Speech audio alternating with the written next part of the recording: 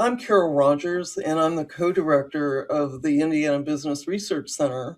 We've been part of the Kelley School of Business at Indiana University, get this, since 1925.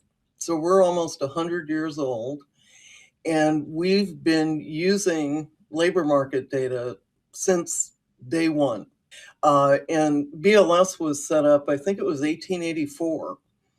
So they were around already for quite a while, but we've always used labor market information. It's our life's blood. Well, probably one of the biggest things that I'll always be so pleased with is that we've always worked with our state workforce agency, but back in the mid 2000s, we began a contractual partnership with them, a funded partnership, and really were able and continue to be able to do more because we work together.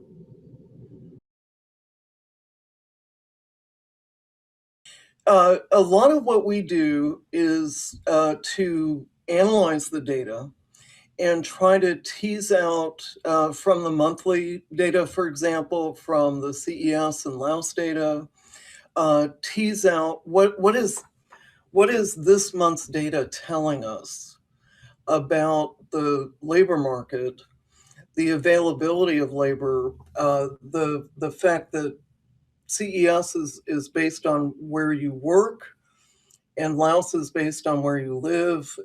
We're able to try to understand more about the availability, as well as what most people commonly use it for, which is how high is the unemployment rate.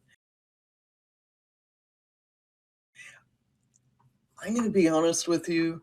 The unemployment rate is really interesting for the news cycle, but what we like to dig into is the labor force, and is it growing or shrinking? And where is it growing or shrinking? Because we can get county level data and then try to understand how that's tying into changes in industry that we're getting from the CES data.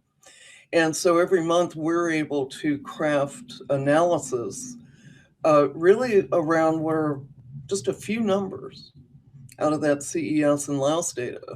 But because it also has MSA data, Laos has the county data, we're able to tease insights out of it. And sometimes what we're doing is kind of raising a warning flag. Like we see a problem here, or we're seeing strength here. How can we get that word out to policymakers, government officials, business leaders to help them understand the dynamics, but not to freak out about it?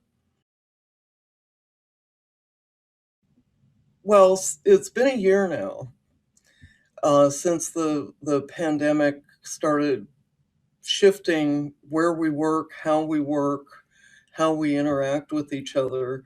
And so a lot of the work that we've been doing revolves around trying to understand how hard hit were businesses during this time, how many jobs were lost, and also which businesses or industries saw job gains, because there were actually winners and losers during this time.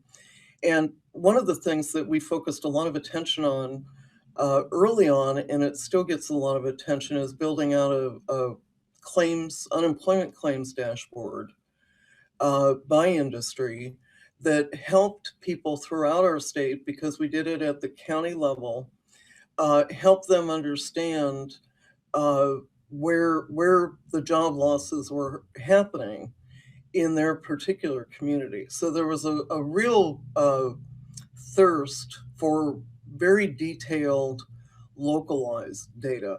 How is my town or county being hurt? Who's hurting?